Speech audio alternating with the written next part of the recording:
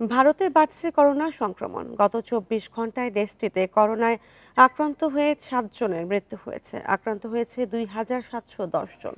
তথ্য বলছে, গত ২৪ ঘন্টায় মহারাষ্ট্রে ২ জন এবং দিল্লি, গুজরাট, কর্ণাটক, পাঞ্জাব ও তামিলনাড়ুতে ১ জন করে মানুষের মৃত্যু হয়েছে। ভারতের কেন্দ্রীয় স্বাস্থ্য ও পরিবার কল্যাণ মন্ত্রণালয় বলছে, হঠাৎ করোনায় আক্রান্ত মানুষের সংখ্যা বেড়েই চলছে। সবচেয়ে বেশি আক্রান্ত হয়েছে কেরালায়, সেখানে সংক্রমিত হয়েছে ১,১৪৭ জন।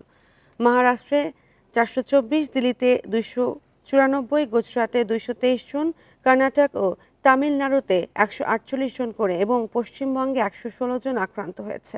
এছাড়া রাজস্থানে ৫১, উত্তরপ্রদেশে ৪২, পুদুচেরিতে ২৫ জন সংক্রমণিত হয়েছে। দেশটির সরকারি কর্মকর্তারা জানিয়েছে, এবার কোভিড আক্রান্তদের উপসর্গ খুব তীব্র কিছু নয়, তাই আতঙ্কিত হওয়ার প্রয়োজন নেই।